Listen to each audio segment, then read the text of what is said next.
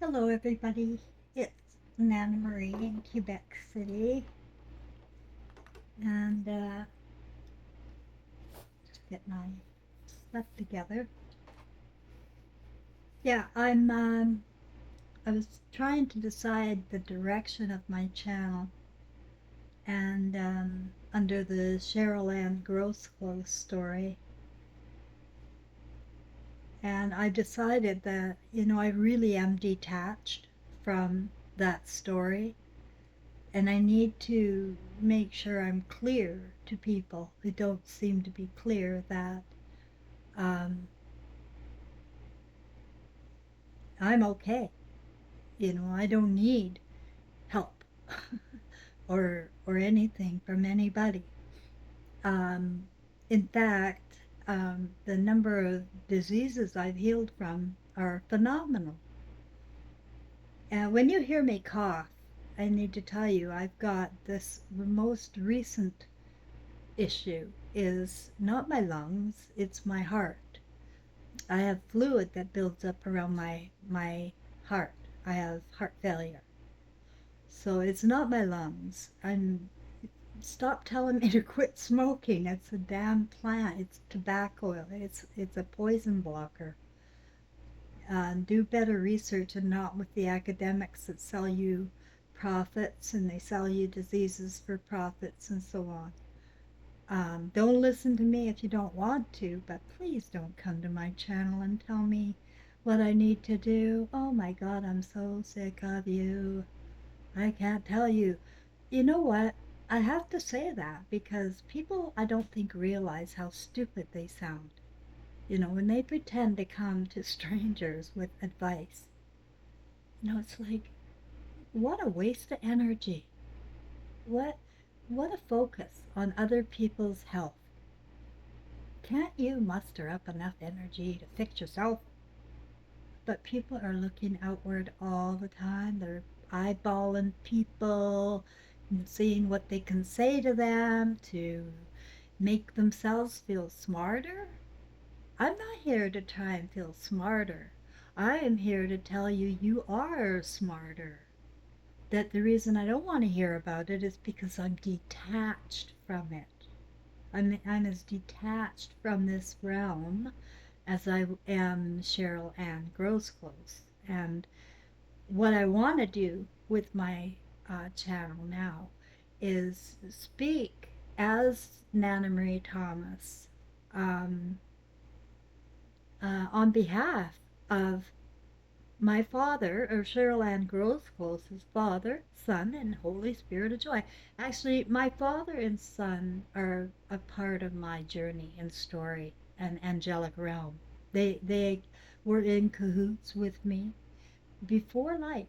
We had planned this journey because that's what we do. We're intelligent beings. We plan a life, and we know what's going on here.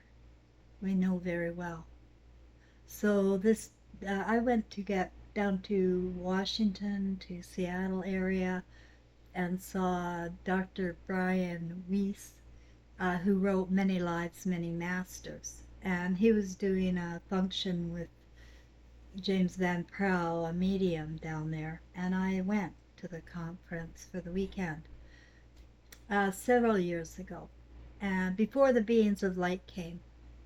And when I went down there, I decided to go into the group past life hypnotic thing, right? He was doing a group hypnosis past life thing. And it didn't work, right? And so I went up to him after, got him to autograph a book, and I said, and his blue eyes, icy blue eyes staring at me, I said, it didn't work for me. And he said, with those eyes, it will come to you in a dream. I just never forgot those eyes. So he's a hypnotist for sure. And it works because a month later, I had the dream.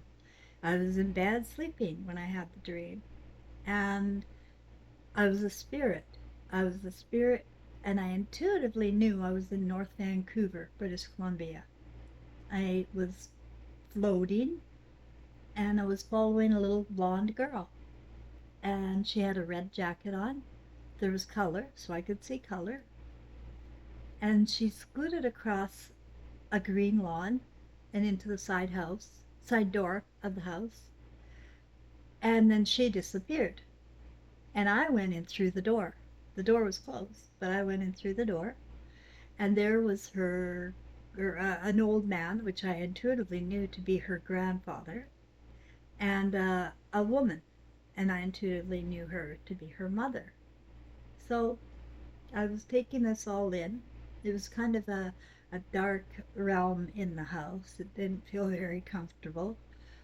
And then suddenly I was transported, and I was in another dimension. And it's a similar dimension to where I found Trevor once. But in this dimension, I was on a platform, and I was watching these four beings in front of me. And I heard a male voice say, "Who will bear the brunt of her anger?" And so these four beings in front of me were, I guess, thinking about it. And finally, the second one to the right, who, in Cheryl-Ann Groseclose's story, was Cheryl-Ann Groseclose. She's a sister, the oldest sister, and the second child. And so she raised her hand. Now, keep in mind, I'm still a spirit behind. I didn't agree. What I did was I agreed to take over the story of Cheryl-Ann Groseclose and become a witness with my star cluster family, and then a messenger. So that's what I'm doing here. And everything, all the stars have lined up with um, my journey in speaking to you about that we all have many lives, and our problem is attachments, that we are becoming wholly dependent on the Godfather. You know, if your dependency is on anything outside of yourself, you're in trouble, big trouble. And you're getting angry as dependents, you know, and slaves, when you know you don't need to be. And a big part of the Cheryl-Ann Groseclose story was her finally going homeless, leaving her only hometown of 58 years and getting on a bus with two suitcases and just feeling completely unwanted, abandoned. And I know her heart. Yeah, I know her heart. It's me. And I'm going, wow, what did they do to her? And you got to wonder what people are doing within their own families. What are you doing to your people? I talked a bit about, dads and how they don't know their children or their children don't know them. Uh, it's so heartbreaking in the crossover because our feelings don't die. Our feelings of love. Now we may be all clouded up with ego tripping and living in fantasy, but how much are we stepping over into the Garden of Eden and holding contempt and judgment or fear or shame and carrying around that kind of garbage when you don't need to? You can hypnotize yourself. Did I tell you Cheryl-Ann Groseclose was a clinical hypnotherapist? Yeah, that was her last career. She got her training at the International Medical and Dental Hypnotherapy Association, became a clinical hypnotherapist, which was really a good complement to her career in social services as a human resources and career planning and um, teaching life skills and whatnot. So to become a clinical hypnotherapist was right up her alley. So um, I'm wondering if I should tell you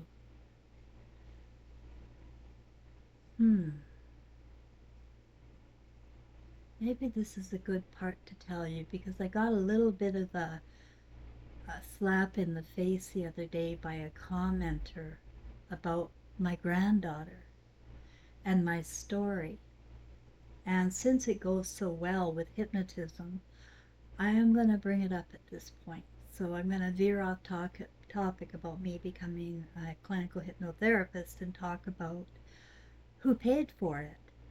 Who paid for my I had to go down to Vancouver, British Columbia for my training, and I lived up in the Kelowna area.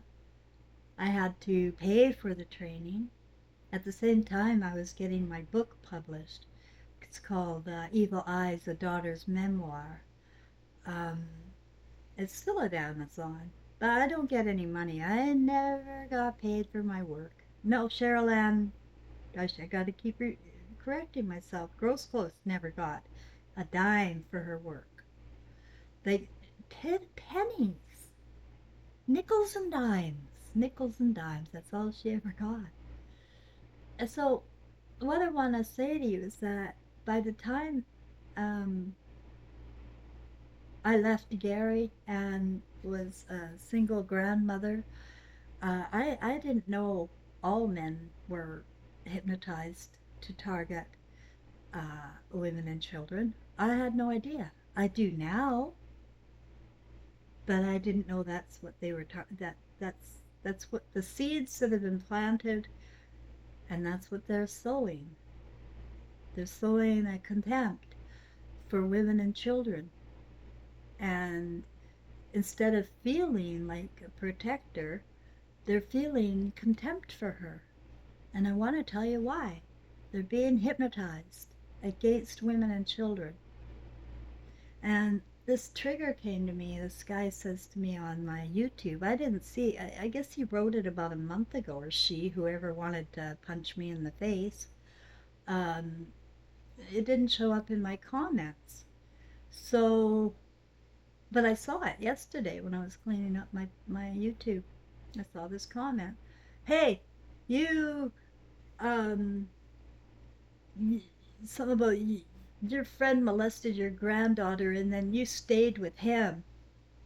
That's the truth. And that really triggered me because that's what they think. And that's what my granddaughter thinks, but it's a one focused thing. It's a hypnotized thing because that's not at all the story. The story is that I did meet a man online after I left Gary, and he did molest Caitlin, and he did go to jail for 2 years. And in that time, he did research, a lot of research on recidivism. If you repeat, if you're a repeat offender, it's virtually nil if you get caught. This crime is so bad, guys.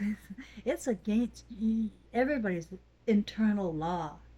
And when they get caught, they get snapped out of hypnotism. They do. But they're not getting caught. Nobody wants to talk about it. Nobody wants to tell. And if they do tell, like Cheryl-Ann Groseclose was trying to tell her whole goddamn life, she was trying to tell everybody that people are this way. They're attracted to children, or they're becoming sodomites, they're becoming deviants, and the imagination is just getting worse. But no, no, no. What you want to talk about is Cheryl-Ann Groseclose accusing people of things that she shouldn't accuse them of. And you go and you support them. You all did. Everybody. Where are my supporters? Hello. Where? Wait, I'll look under this pillow. You don't care. But that's because you're hypnotized. I recognize a trance, and people are in a trance, and the only way that's going to snap them out of a trance is something big, an ego break, a, a pain like no other, so that there is no more going on. That's what happened to me. My ego broke, a pain that there is no more. Like to be accused of being a part of something so sick and sinister, or having any intentions whatsoever to harm a child, and to place that on me? How dare you? How dare you?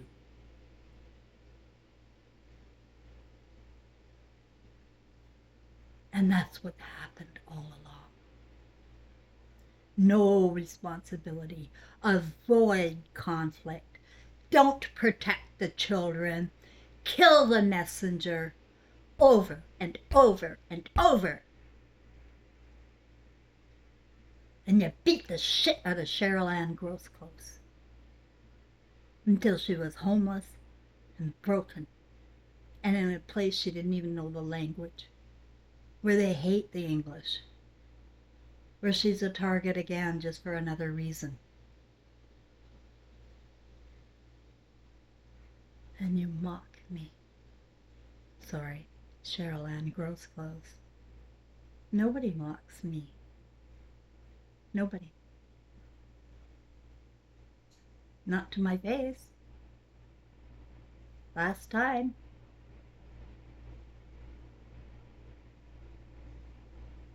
You've gotten away with it because you're so supported here in Satan's Godfather world, in the Garden of Eden. You sit there and cry. You cry about the Jews. You cry about the blacks or the Mexicans, whatever. That's you. That's who you are. This is all you running around like little ninjas, fighting. Whether it's in the physical or emotional, you're hurting people. Hurting. You're not helping. When you give advice, you pretend that you're better than them and you know better, that you went to a better school maybe, or you heard it on a better television program, so you're going to make sure you tell them. But are you sure that what you're telling them is safe? Are you sure what you're doing is safe for anybody about anything that you're blabbering about they should do?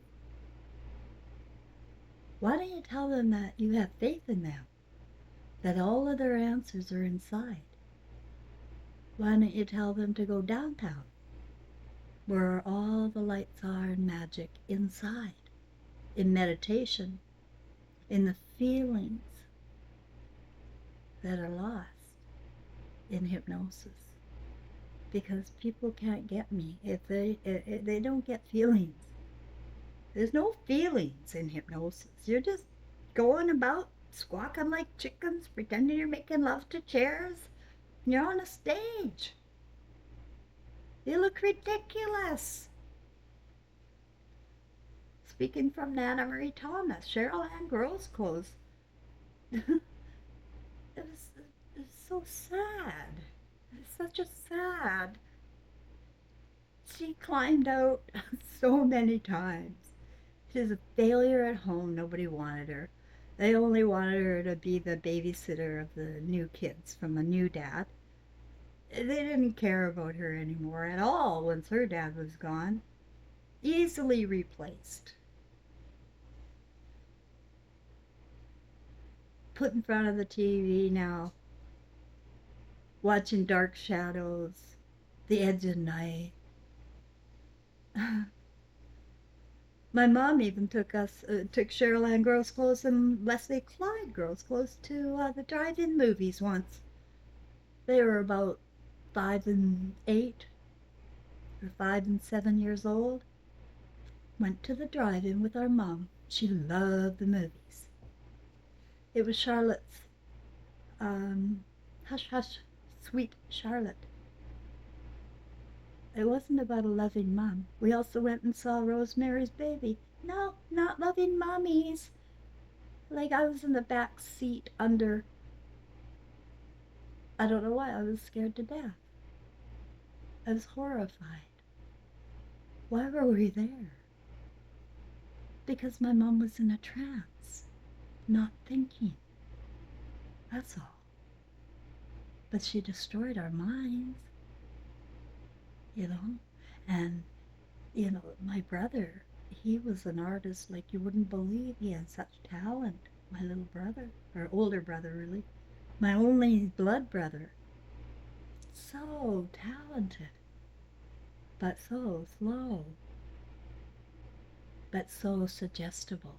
You just tell him something and he goes along. And that's what fear does. If you're afraid, you're easily led. Easy peasy peasy. Could scare you, and then I'll tell you what to do. And take your money. And Anna Marie Thomas has never taken your money. Cheryl-Ann Groseclose could have used her money, but I wouldn't let her. You have to believe in yourself.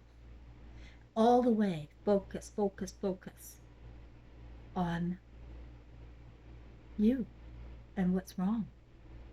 If there is a feeling at a place and things have gone all wrong, and you look around and see nobody loves you, you got to start questioning yourself. And tell you, Cheryl-Ann racked her brains around here. Really, there's brains everywhere, all over the place. Her trying to rack her brain to figure out what the hell she ever did to anybody.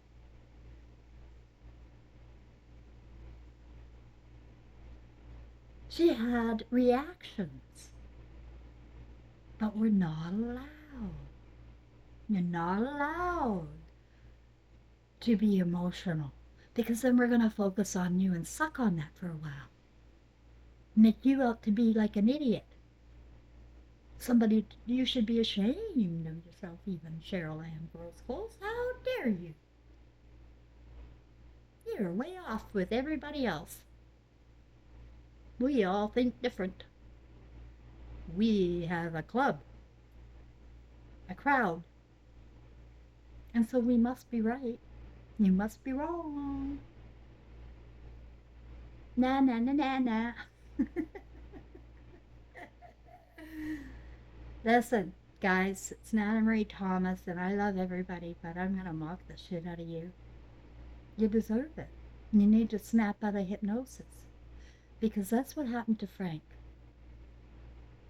And I don't know who else. There was links that Bill Gates put in the 90s in everybody's computers. He didn't go to porn. He didn't go there. No, he didn't look for it. It came to him. And being a Jesuit Catholic that he was, that his mother took him to his whole dang life, this fascination with virgins, it didn't help. So his mind was taken for that. When I did get the evidence, or the first time it was how many years? 8, 9, 10. He was molesting her for 8 to 11 years old. And the first thing I saw, his videotape, I wanted to die.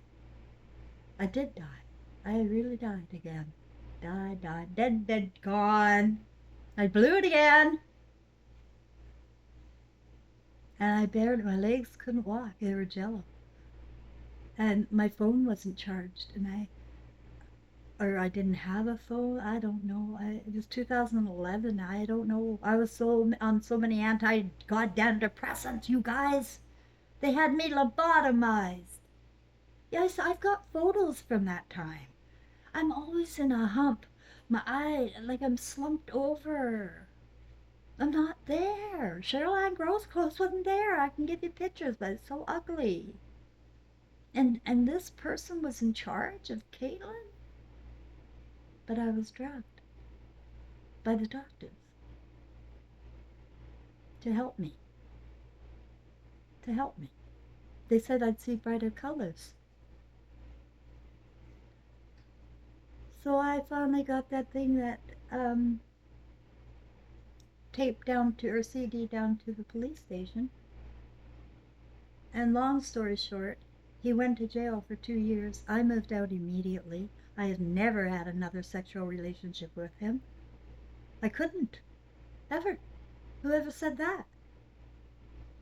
However, he did leave me with his bank cards when he went to prison for 2 years. And that's a big fucking mistake. because I don't respect money. Cheryl-Ann Groseclose didn't, rather. No, I think it was more me. It's just there's no respect for money. We don't in our realm. If it's there, you spend it. Period. You can't suffer and then have money there. What kind of kook are you? So I had to spend it all, drain it all, and I did. Then I got my book published, and I got my Mind Miracles hypnotherapy business set up in West Kelowna at the Family Wellness Treatment Center. It was a dream life. I had moved out of Frank's house, and I had gotten into, first it was just a 2 bedroom little dumpy place, until I could figure out what I was going to do next. I didn't know I was going to take all of his money. That came slowly. But so I was in this little place that my girlfriend helped me move into. And then I started to go out and socialize. And I happened to run into somebody who had an apartment, a condo rather, in West Kelowna for 2 bedrooms overlooking the lake, Okanagan Lake. Had 3 pools, had a gym, tennis court. It was a resort, really. Overlooking Mission Hill Winery and the Okanagan Lake. Can you imagine? That's what God gave me. That's what I got. Because after Frank did that to my granddaughter, I took my car and I had a plan A and I had a plan B. Plan A was to go into the mountains off Coquihalla Highway and gas myself nice and quietly. I had a friend, David Mann, who died of carbon monoxide poisoning when he backed into a ditch. And so I had the idea, well, if I just stuff my exhaust up with a bunch of rags, David Mann could have some company. So that was plan A. If plan A, I planned on plan A working because I was going to be in the middle of nowhere and nobody would be there, ever. So it would work. Plan B would be getting back onto Coquihalla Highway and going the way Trevor went, trapped in flames. I would do it. Even I didn't want to because I don't like that, but I would. So I got my car. I had Coke. I wasn't drinking because I was on all those drugs. I had Coke. I got my cigarettes, and I went up behind the mountains, way, way, way, way, way, nowhere. Nobody, not even a logging truck could find me. And there I was, happily stuffing up my exhaust. Cheryl-Ann Groseclose was. And get back in the car, all the windows rolled up, it's all good. And just getting settled in when a truck, like a 1-ton black pickup truck, it was a 1-ton, a huge black pickup truck, goes whizzing by like they're on this wide road. We're not on a wide road. What? But goes whizzing by me with their window down, and it looked like a brunette woman screaming out at me, "What are you doing?" I couldn't believe it. Where the hell did she come from? That's when I was learning angels are real. But I wasn't going to have any of that, but I couldn't do it in front of anybody, so I got my car in gear, and I was going for plan B. End of story. July 2011. Go look it up at Kelowna General Hospital. I can't remember the exact date. Probably my granddaughter's birthday. So I got on the highway, and I thought, well, Trevor went through that, so if he can go through it, I'll do it for him too. And I got up to 140 kilometers per hour, and I turned hard right into a mountain wall, like it was a red mountain wall. and my car stuck into it. And that's it. Crumpled a little bit. And I got out, not a bruise, walking like I'd. There was an angel on the steering wheel.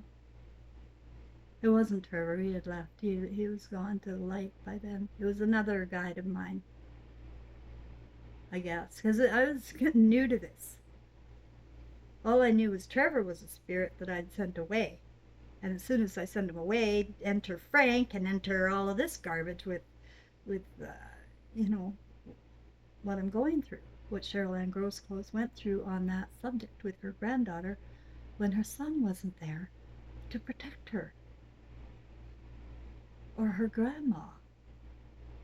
No, it's not acceptable to a mom or a real mom or a real, no, not acceptable, guys. When they know, when they know. Like I thought my mom knew about my stepfather, but she did know, because I told her. Now if they tell you, and then you don't believe them. Like if Caitlin said, "Hey Nana," I would have believed her.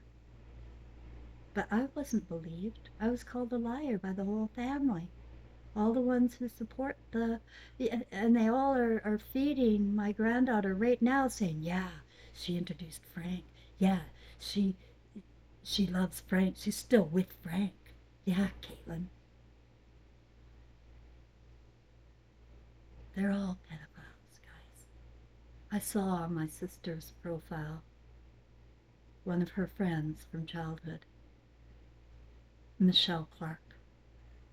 And I went and looked at Michelle Clark's profile, and oh my God, she looks like so gray and dark. And Michelle Clark really hurt me. Really, everybody did. Everybody did. Because I got her a job when I was the employment manager at the Hyatt Regency. Or when Cheryl-Ann Groseclose was. Different name. When she needed a job, I got her a job. I think it was as a front desk clerk to start. I was the employment manager. Now she's best friends with my sister, who is a psychopath. And Michelle, I guess, started taking in a whole bunch of information to spread around. Now, by that time I was gone, but I started to feel that I was being blackballed, blacklisted in the city. I couldn't get another HR job if my life depended on it. Because this person that I got the job for was mouthing about me in their freaking hypnotic state, because this can't be real. This can't be right. Cheryl-Ann Groseclose fucking gave everything to everybody. You can't turn the word against her. But guess why they're so angry is because of my subjects. Because this Michelle Clark was asking for leads to Girl Guide cookies. And then the picture of whatever looked like a lesbian in the picture, and they're talking about Girl Guide cookies. And you know, I don't like to think of women like that. I don't like to think of men like that because I just don't like to think about it. But now when I see people are so helpful to the ones that are destroying our children and our humanity,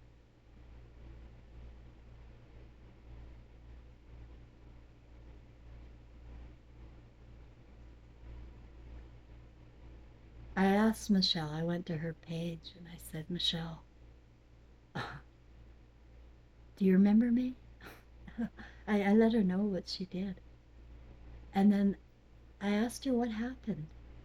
Was it Dave? Like Dave, my stepfather? Was it Disney? What was it? Because something got her and my sister. Because my sister surrounds herself around children that she doesn't belong to. She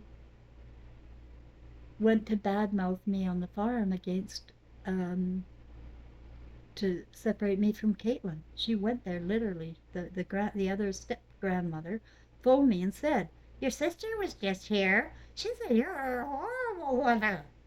Horrible."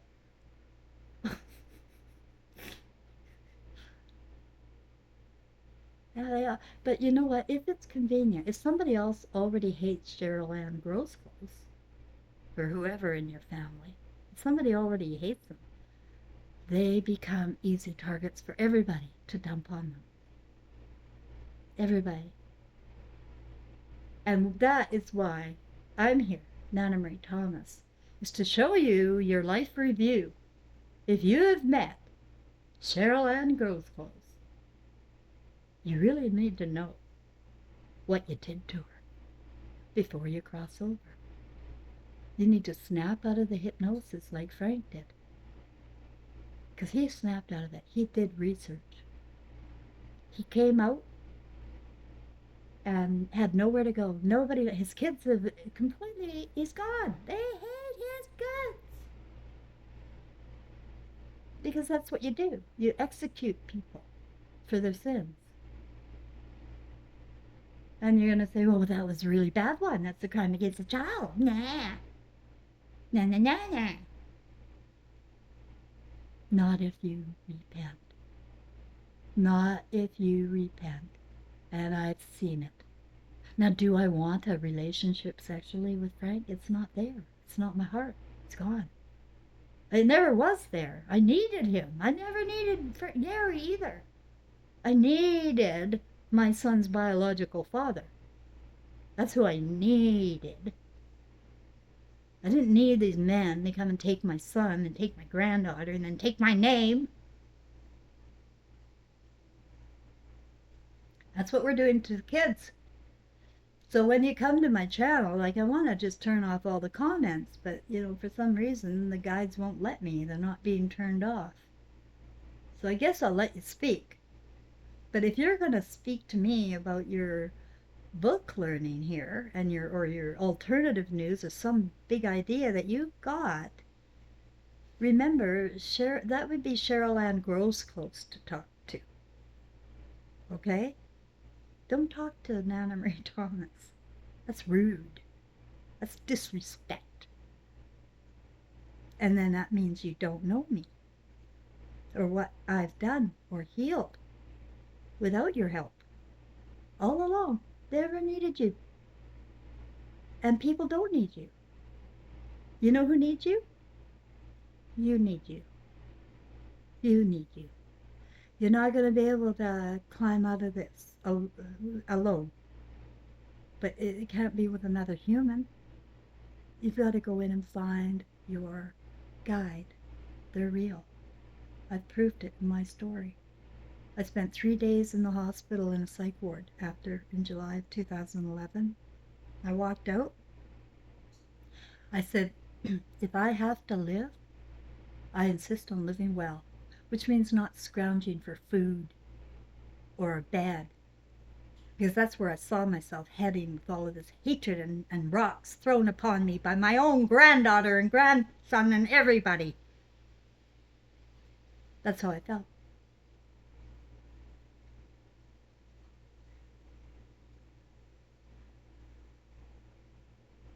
We create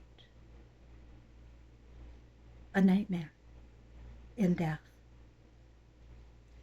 when we are so blind from our own hearts that we don't know the difference between evil and good, that you just don't intuitively pick up on it, that the word or the image you already have in your minds is so great, thou art, that you cannot hear what I'm saying. You hate what I'm saying. Gay men hate me, despise me. I knew it all along. But they go out and they target real women. You know, their nasty comments, or they'll, like, I play games on like card games and backgammon online. And if you're lining up with partners and they happen to be gay and they happen to see you're a real woman, you're targeted every time. And this is just a little stupid online game. But they see a face, an image of something they can't stand. And it's been not like that all along since the Garden of Eden. You don't like the truth. You don't like the gift of a woman. You don't like to be read into because you love the fantasy too much. Taking on a slave as a wife, becoming the image in body of a man you don't even know inside. And so, on behalf of my Father, Son, and own Holy Spirit, I must say that you really did a number on Cheryl-Ann Groseclose. And without insight or reflection, self-reflection, it could happen to anybody. So the whole purpose of this video is to get you to start thinking about your relationships. Because when my dad crossed over and he was so distant from me, it was because of his shock. He had no idea I loved him so deeply, and he was ashamed. And that puts people in a dark realm. They can't come close to you when they're ashamed. When my son first crossed over, he was ashamed. My grandmother brought him to a medium because the medium said, I see a young man sort of hiding behind an elderly woman. And that's how I got to see. He was ashamed in this dark realm. Because we don't know people's feelings, and we have all sorts of horrible thoughts about them, and we think this and think that, and then we find out they really loved us and really went out of their way. That will make the heart go dark. And when the consciousness is dark, you want to come back right away and make it right. But you're coming back to punish yourself. That's what Cheryl-Ann Groseclose did. Remember I said in the dream that the male voice in the background said, who will bear the brunt of her anger? Meaning my mother's anger? And Cheryl-Ann Groseclose raised her hand. Well, that was my father, and that was my mother, and that was my father planning our lives.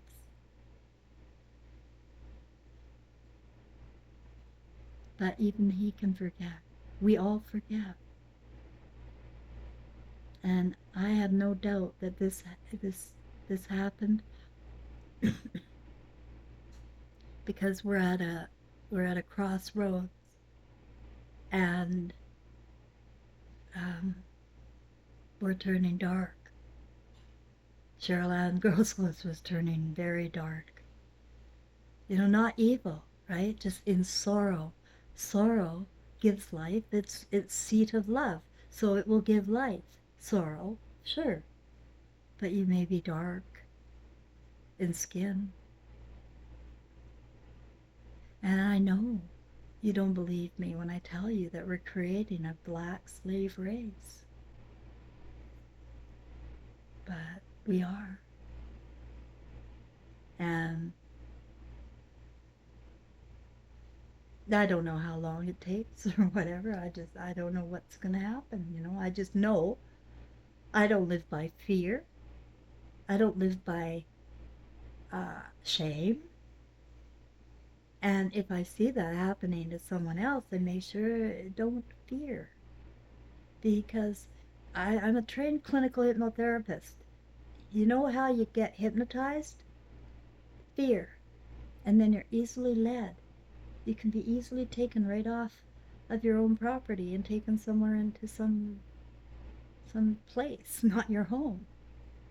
Okay, okay, like here I go. What's gonna happen? What's going on around here? Okay, I'll come. But I'm not just talking about that kind of hypnotism. I'm talking about what what you became by watching videos and allowing your mind to be watered. You know, hypnosis is when you take a suggestion and you water it. You keep watering it, and you make yourself think it all the time. Well, you're not having to think anything. The TV's doing it, but you're watering it with the same TV shit show and becoming what you watch. Really, look at yourself. What do you look like right now? I never mind. My subscribers, I'm sure, are doing well, and I know Barbara and others are doing extremely well. I am too. I have no lung issues, by the way. It's my heart fluid, but um, I'm spitting it up, and I anticipate it will heal as much as this rheumatoid arthritis is healing, because I'm not watering the diagnosis. I'm not gonna sit here and go, oh shit, I'm dying. Oh, that's the end of life. I mean, I allowed myself a couple of times, but really, I'm in control here. I control these thoughts, and I can dump any thought I want, and I can water any thought I want. So, self hypnosis is recreating a new story, which I did, and I illustrated in very good form here. You create a story that works for your conscience, your heart, and everybody else too. Like, if you're just so selfish that you just want to be the king of kings and show off, yeah, no, that you're not wise. Wisdom is wanting to give people wisdom of their own and telling them, don't listen to me. Because I'm saying, don't listen to me.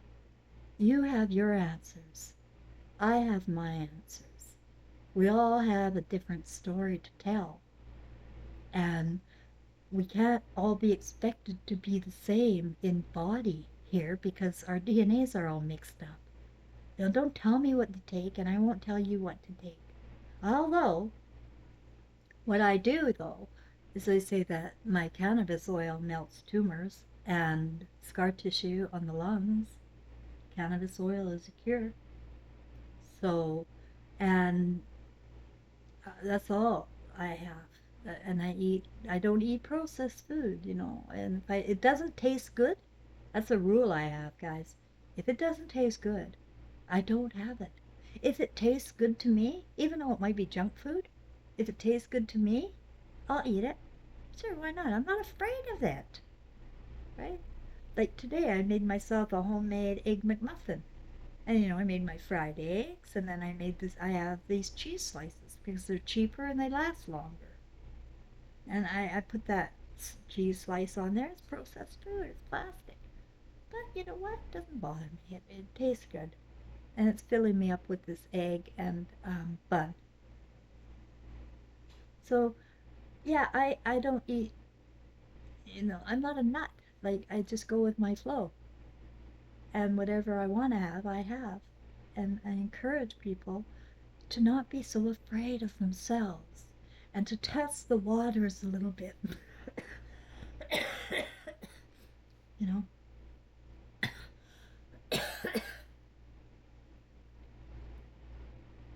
Parents are so overprotective that kids are afraid to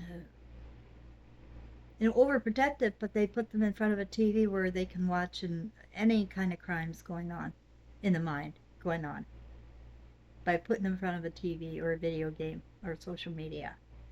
Go ahead and do that. But you're not allowed to, you know, go out until you've done 2 hours of homework. Or you're not allowed to. You got all sorts of rules. But the kids are miserable. And they're growing up to hate their mothers, my son wants you to know.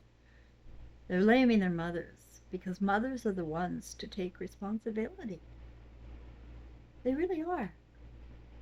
But in this case, no. No. In this case, the godfather takes full responsibility for planting seeds in his sons that they are God to the mother of their children. How absurd.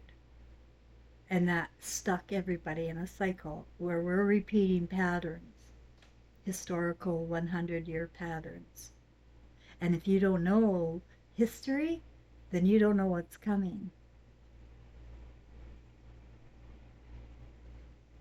But I feel things are different. I do. I really do. I feel that people, for the most part, are just in hypnosis and just need to have a snap out of it moment. And that might happen. That might happen. And that might snap people out of it and bring us all back together and build a paradise where it's, you know, I don't want to use the word all inclusive because it's certainly been tarnished. That whole, concept of all inclusive has been completely tarnished. But let's just say the hearts of love will be here. The ones who didn't love, I think they'll just be the dark shadows we wonder about, in all honesty, and they're nobody to worry about. Fear nothing and nobody. Whatever comes, it's supposed to come. I've had so many painful moments, Cheryl-Ann Groseclose and me, so many painful moments coming out. Took you back. Um, but when I look back at my life review, and this is the climax, for lack of a better word, of what I want to say, is that I had a dream. I really did have a dream, um, to save the world. But in hypnosis, and even become a clinical hypnotherapist and learn how to, how it works. And it's fear and then being led. Fear and then being led. So somehow, some way to snap yourself out of fear and then lead your own thoughts to what you want to think. No matter what, think what you want, really, about everything. I think what I want about everything, and I encourage everybody, if it's not learned and you really went through it, then you know it. If you've learned it, you don't know it. It's not coming with you if you learned it. You have to feel what you know as to be true so that there can be no question. If you don't feel, then you don't know. And that's why letting your family members know who you are and what you feel about them is so important, because consciousness lives on, and sorrow is dark. And my dad was so dark and sorrowful. But even on the other side, they can come back up through the light in the consciousness. They're still here. Like our world is, everything's right here, just in different dimensions. And my father and son were along all the time, but my father was far more distant. But the other day he was very close. He was right up front. It was the most spectacular message that I got. And I won't go through it now. But be assured that he knows now how much I love him, and I know how much he loves me. He has shown me the way, on this side. Like literally, they have guided me. It's real. Spirits and angels are real.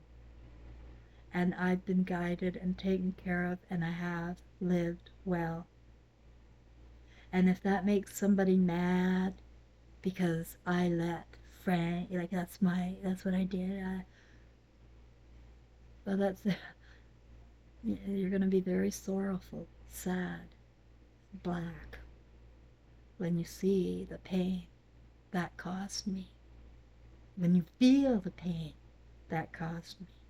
And then to accuse me of letting it happen is beyond my imagination. I can't do that to a grandmother. But she's hypnotized. And that person that wrote on the comments there in my video wanted to stab me in the heart there again. Bless your heart, you know. You reminded me maybe it's a good thing that I can talk about it. And I am free to talk. That yeah, he does still support me. I only have a pension of $1,100 a month. I didn't get pension jobs. Yeah, I was a professional. Yeah, I made a lot of CEOs rich in my emotional intelligence and way of working with their customers and clients. Yes, I made a lot of people rich. But I didn't get a pension other than CPP, Canada pension, which is $1,100 a month. And I don't know about you, but people can't live on that. They can't. And welfare is less. So he gives me half his pension still. While he lives in British Columbia, he's still strutting along, taking care of his 94-year-old dementia mother. He's got Parkinson's. Legs are getting sore now, he says. Shaking away like crazy. Still driving, taking his mom to church every single freaking morning. Eyes are still as crystal blue as ever. He's back to his heart. His ego broke. He is the most amazing man who has taken care of me. If I ended up in the hospital, he's the one that tracked me down. Nobody else would. If I needed help with something at the pharmacy and they were treating me bad, he's the one that phoned. I needed a man. Yes, I needed a man's voice somewhere. Cheryl-Ann Groseclose did. And he was there. And still is. And so if that's the crime, ladies and gentlemen, I'm guilty.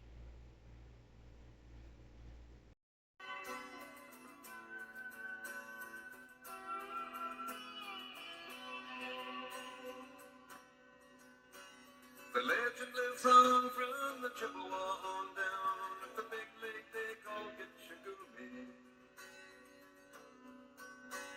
The lake, it is said, never gives up her dead when the skies of November turn gloomy. With a load of iron ore, 26,000 tons more than the Edmund Fitzgerald weighed empty. That good ship and true was a bone to be chewed when the gales of November came early. The ship was the pride of the American side, coming back from some mill in Wisconsin.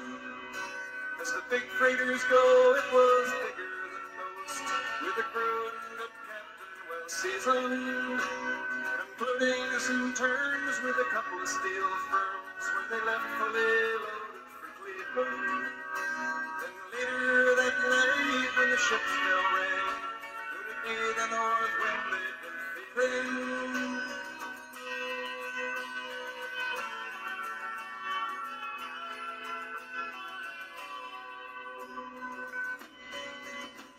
The wind in the wires made a tattletale sound, and the wave broke over the railing. And every man knew, as the captain did too, it was the witch of November come stealing. The dawn came late and the breakfast had to wait when the gales of November came slashing. When afternoon came, it was freezing rain in the face of a hurricane west wind.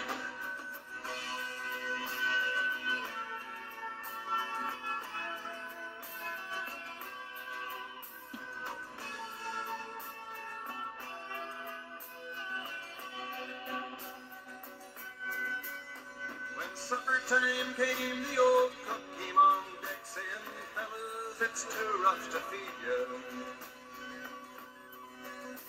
At 7 p.m. a main hatchway gave in. He said, fellas, it's been good to know you.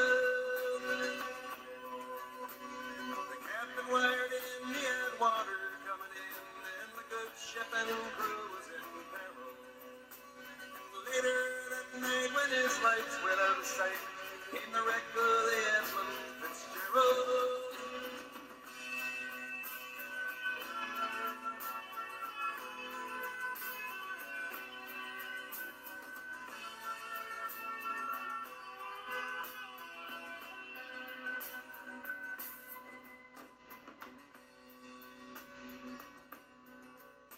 Does anyone know where the love of God goes when the words turn the minutes to hours?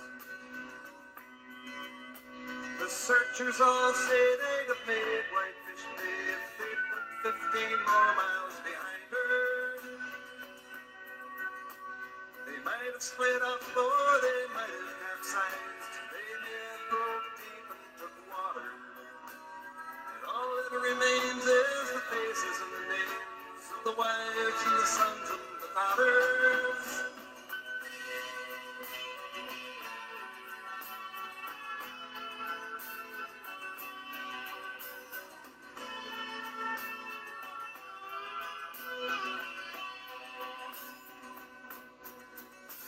Lake Huron Rose Superior sings in the rooms of her ice water mansion. Old Michigan steams like a young man's dreams. The islands and bays are for sportsmen. And farther below Lake Ontario takes in what Lake Erie can send her. And the iron boats go as the mariners all go, with the gales of November remembered.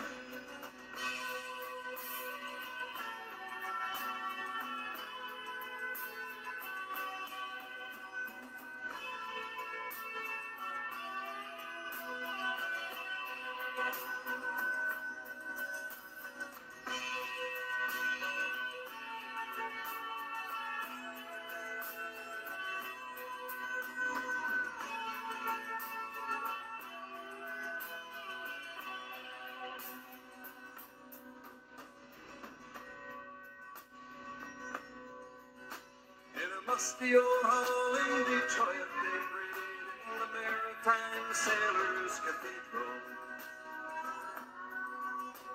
The church bell chimed till it rang 29 times for each man on the Edmund Fitzgerald. The legend lives on from the Chippewa down of the big lake they call Gitchagumi. Superior, they said, never gives up the dead when the gales of November come early.